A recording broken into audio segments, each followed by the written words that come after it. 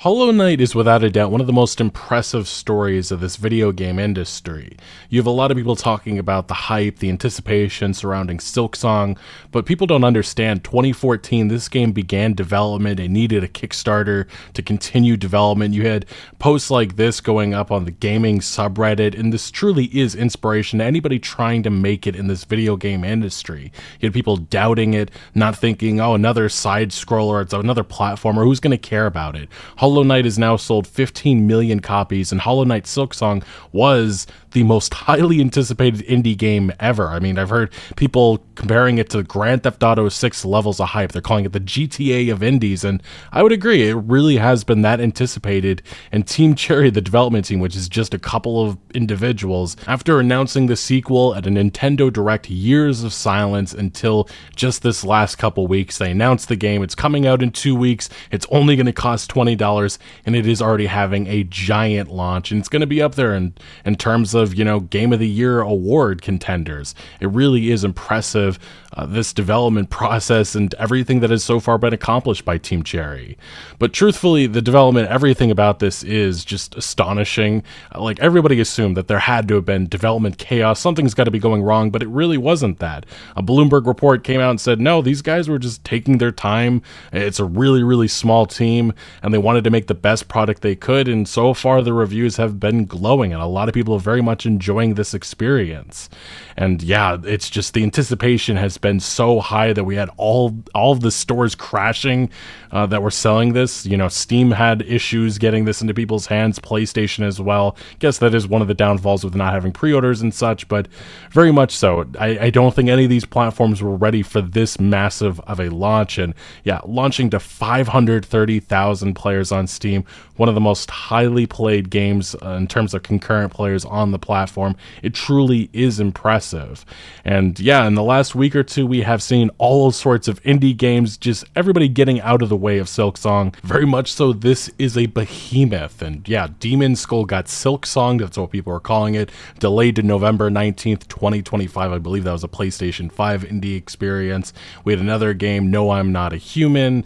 We also had Ubisoft chiming in with their own Prince of Persia experience. They were trying to call it indie scale. I think they were trying to jump on the coattails of Silksong, you know, everybody talking about the indie game development movement, and a lot of people are rightfully criticizing even the community note of this X post.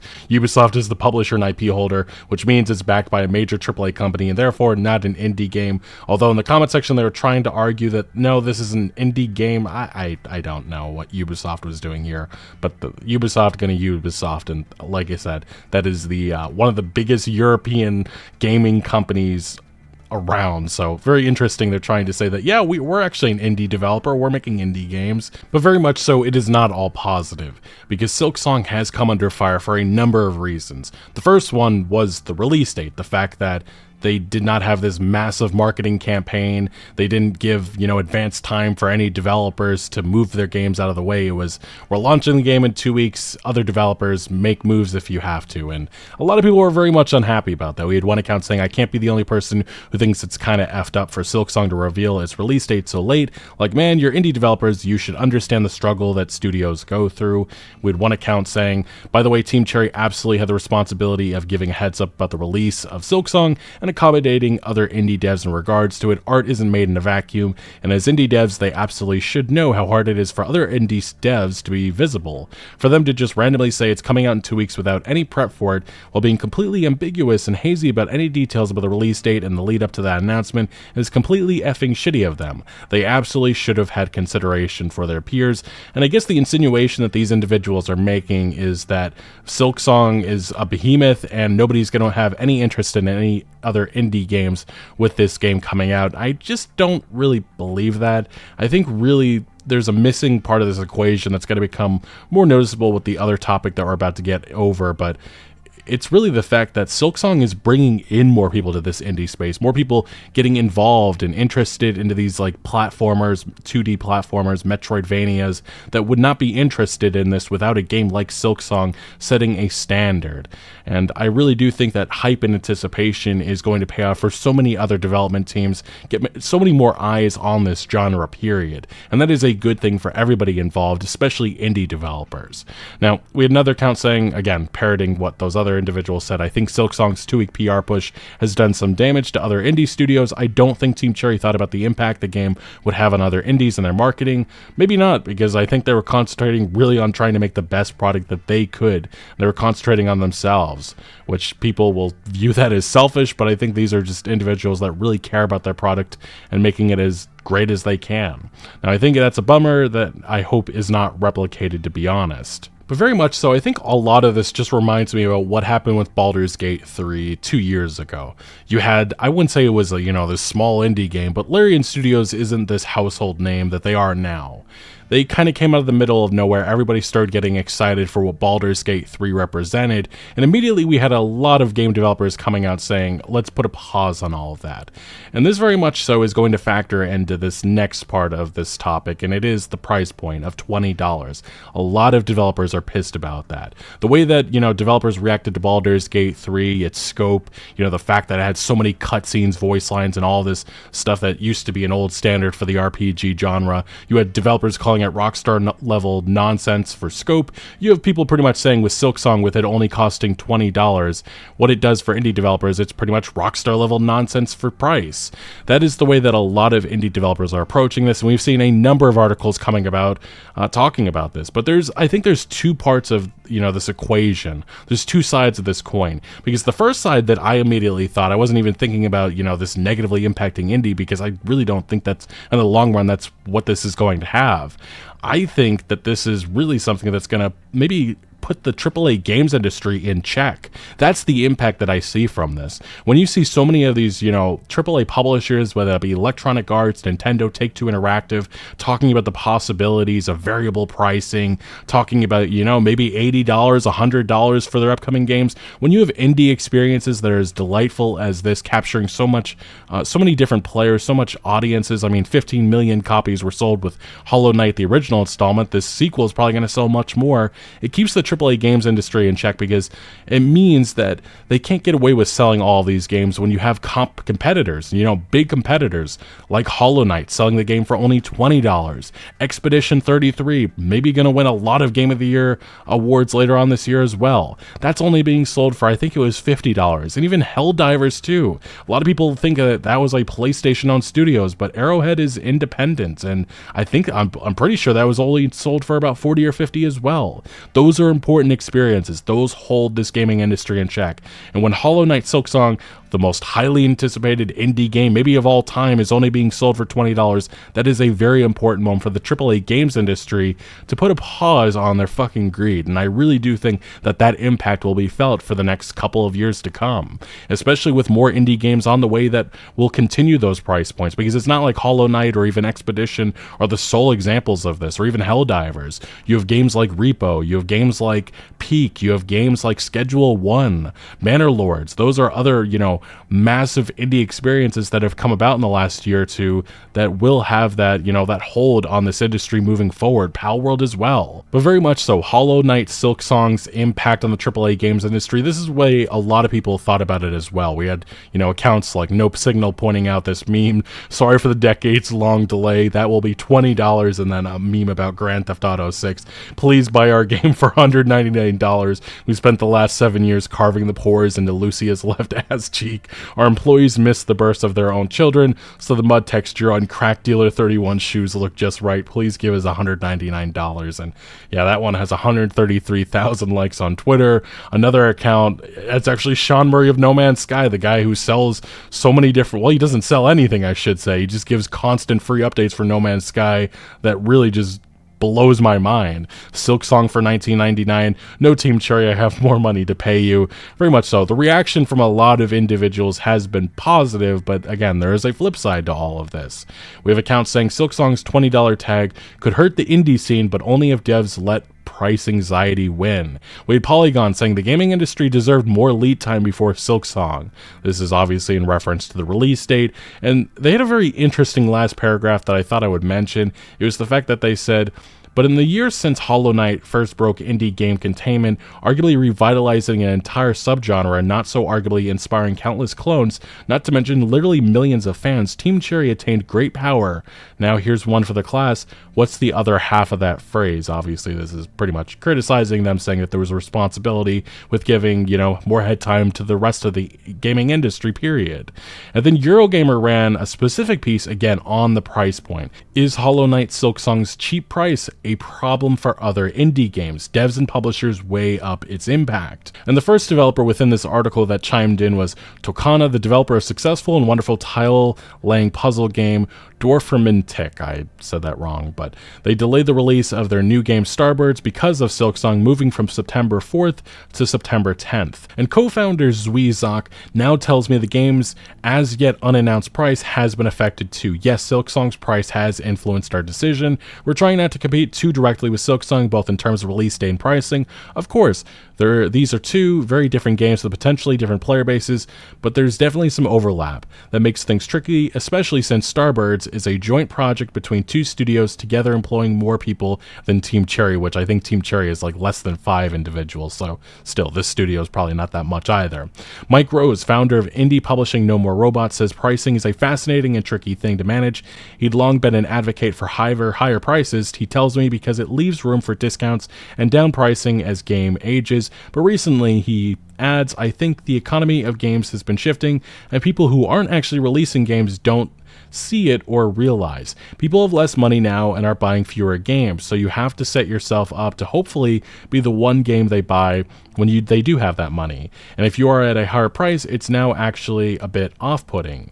Budget co-op climbing sensation peak is a great example of things going the other way, he says. Part of the reason that game did so well was that crazy low price. It's definitely making us rethink the pricing of our upcoming games. And one game which shares a lot of similarities with Silksong is Citizen Sleeper 2. It's not because of the game's content. Citizen Sleeper 2 is a sci-fi role-playing game, but because both games were built on the extraordinary success of a predecessor, both are made by very small teams. Citizen Sleeper is just one developer with contracted art and soundtrack help, and both have very similar prices. In fact, the jump from the original game to the sequel is almost identical. This developer tells me there were extensive discussions about Citizen Sleeper 2's price, and it jumped from around 16 euros to 21 to reflect it being a bigger game, to account for inflation, and because of how other games were currently priced. I don't think most people notice the price unless it really is out of step with the market. That doesn't mean people don't make buying decisions based on price, they obviously do, but I think they do that without judgment or comment. They just decide to buy or not. They don't complain unless there's a big disparity. No matter how big Silksong is, I don't think it can really affect the going rate for indies. It's just one data point. You need hundreds of indies to offer massive amounts of content for a low price to shift the market. It especially feels like conjecture. We don't even know how big the game is anyway. And then Vanlist colleague Alyssa Jamifa, market analyst and expert in pricing, would charge 25 pounds or whatever currency. She tells me to give room for a launch discount. Not that they need the attention of a discount, it's going to be popular no matter what. They definitely could have gone 25, No More Robots said $25, but this way they are essentially cementing Silksong as being a gigantic success, because even if it launches, by making it a steal. So I don't think Team Cherry is wrong to go $20. If I had been pricing it personally, I would have been on the fence between 20 and 25, but given the state of the industry right now, it's very possible I would have also fallen on $20. And I think the thing that's immediately missing from this equation, again, is just the interest that is going to be drawn to other, similar experiences of this genre in the indie space. And there's so many different indie games launching for less than $20. It really is interesting why this discussion is just popping up with Silksong, because very much so there are other games that I believe have exceeded the hype that right now we're seeing with Silksong, but they didn't get this type of criticism. And this is the reaction that we had. We had indie devs that were panicking on Twitter. As a dev making a smaller Metroidvania than Silksong, which I originally thought would be fairly priced at 20, what would we price it at now? It'd be around 10 plus hours made by a small indie team, and very much so. Everybody responded saying just price it what you feel is fair. And I think that really is the smart approach because, again, there is going to be a growing interest in this genre thanks to Silksong. So there is going to be benefits coming in the long term because of, a massive hit like this. And another developer saying basically the same thing as a dev making a smaller Metroidvania than Silksong, which I originally thought would be fairly priced at $20 US. What should I price it at now? It'll be a 10 to 15 plus hour game, but it was made by one person with limited dev time and funds. I can't afford to give it away for free. And again, the response was the same thing. Do what you think is fair. And other individuals, again, had a lot more negative response towards Silksong and the decision to only sell it for $20. We had this individual sharing, I guess, this meme photo saying, raise the price of your next game and actually profit. Dump the price as a marketing stunt and drag the whole industry down with you, and they use Silksong as an example of that. And another individual saying, I don't think it's a particularly hot take, but indie games should cost more, and indies can't take the risk to do so. The fact that the people working on next to no budget have to basically give their game away or else, and people will still complain about the price, sucks.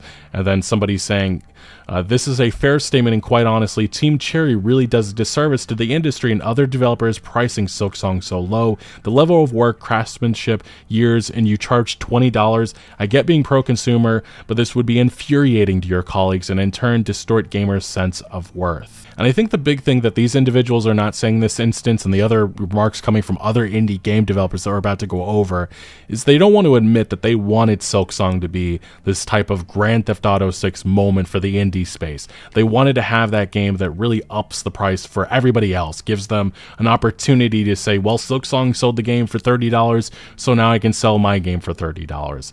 And I know people are going to have very mixed feelings on that, but I just think that that is approach that I just don't think it's fair to put that pressure and that standard on Team Cherry, because this isn't something that they asked for, and it's not like they're the only massive behemoth of indie game that's going to be coming out. But obviously, yes, I guess you could make a consideration that they are the top dog, at least right now.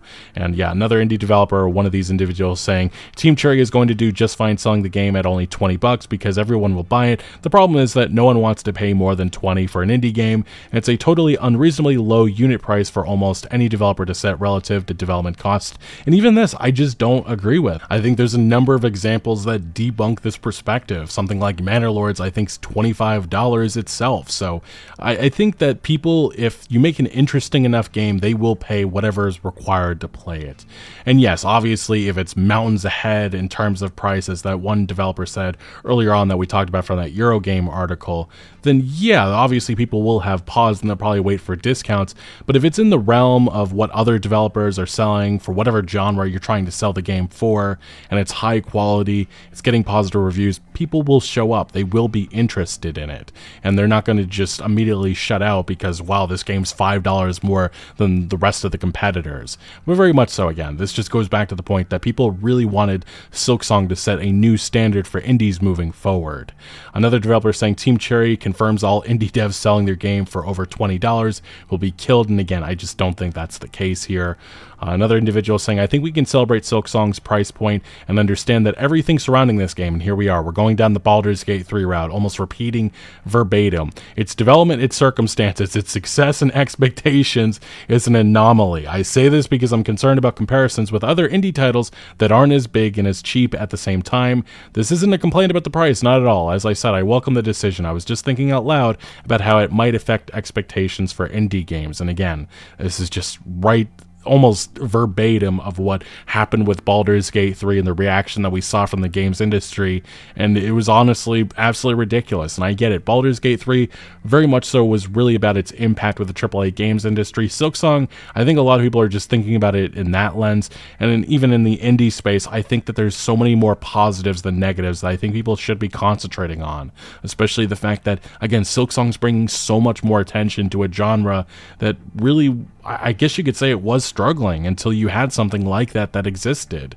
And sometimes you need something like that to really lift off so many other studios and even further innovation in this industry. Another developer saying, Silksong, honey, a 80-hour game does not belong in the $20 price category, as indies with 20-hour games really need that space for healthy expectations. And for what it's worth, I do believe that games shouldn't be valued solely on their runtime, but 80-hour game was just shorthand for describing the scope and budget of Silksong. I so wholly envy Team Cherry quietly making their game for 7 years without any financial pressure. Who wouldn't want that? It really is $20 confirmed. If you ask me, this is a way too low price for such an ambitious game as Silksong. I'd have paid $30 or $40 for this straight up, might gift the game to a friend or something too. Feels kind of odd complaining about a low price tag for a game for once.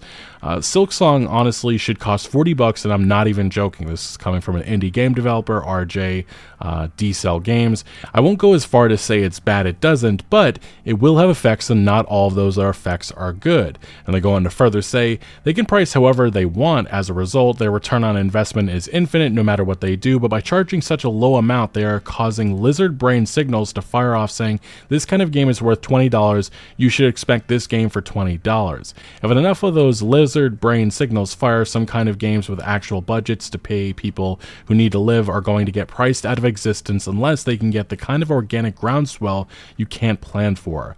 I'm not worried about me. Unbeatable actually is a game like that. It has that kind of following. Not every game gets lucky like we did, and it shouldn't be the default expectation.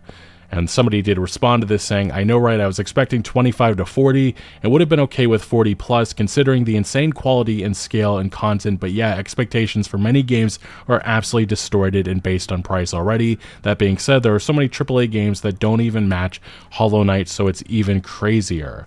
And a different perspective on this was, it's very obvious that the indie game development community has no confidence whatsoever in how players will react to Silksong being released at such a low price.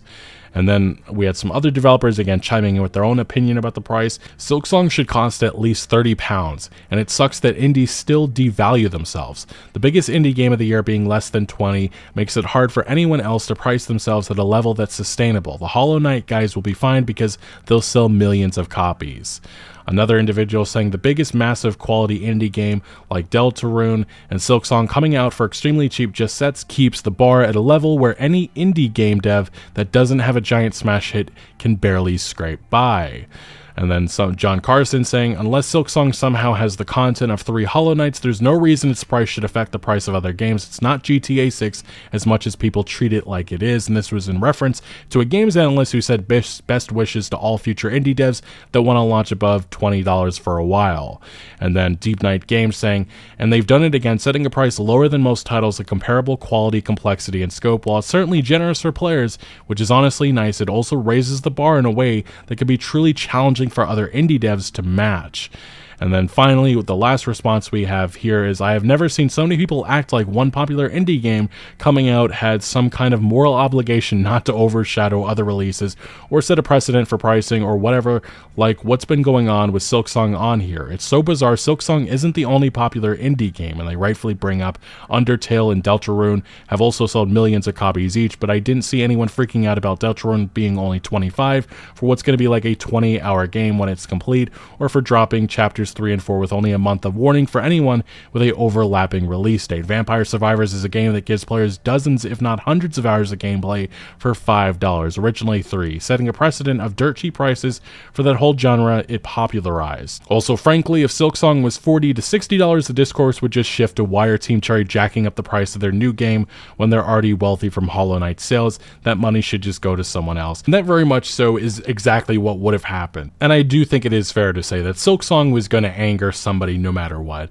This is something that honestly comes unexpected because I didn't understand there was such high expectations from developers with what Silksong needed to represent moving forward. But it has set a new standard, and it does seem like a lot of people are upset about that new standard because they feel like Silksong represents that now indie game developers can't sell their games for more than $20, and I just don't agree with that perspective at all, based on all the points that I brought up throughout this video. I think it is going to bring more interest into the indie space than what was going to happen beforehand, and I think that is something that's not being acknowledged enough here. But I also think that it's going to be setting a standard, again, fighting the AAA games industry greed. That is something that a lot of us are bringing up because we look at what's happening with all these studios, all the publishers, all the nonsense they keep pushing, but the indie space is the bright spot. It really is bringing this industry, the AAA publishers, these executives down to earth, because they can't, do all this nonsense when competitors, yes, the indie space is very much competitors now, very much so. Game like Silksong that is going to sell probably north of 15 million copies, that is something, those are numbers that the AAA games industry, especially companies like Ubisoft, who's trying to imitate as an indie publisher, I guess, they pay attention to this type of stuff. So very much so, Hollow Knight Silksong, the anticipation has been finally met with a launch, and there's just enormous excitement in the air right now, but there very much so is also a discussion, and I think a misguided discussion about what Hollow Knight Silksong should represent moving forward. And there's two different sides of this coin. You have the indie game developers that feel like it set a standard in the wrong direction, while you have gamers saying that this is a pro-consumer decision and yet another experience that fights the AAA greed. And unfortunately, though, Team Cherry, no matter what they did, they were not going to make everybody happy, but I do think that majority of the gamers and even game developers are excited and happy by seeing another massive release like this being successful and introducing more people to genres like Metroidvanias. And I think that's the positive that people should be concentrating on. But anyway, what do you make about Hollow Knight Silksong? Have you had a chance to check it out? Let me know your thoughts down in the comment section below. But thank you for watching. Make sure to leave a like if you did enjoy this video, or if you found any informative value, consider subscribing for more videos like this, and I'll see you later.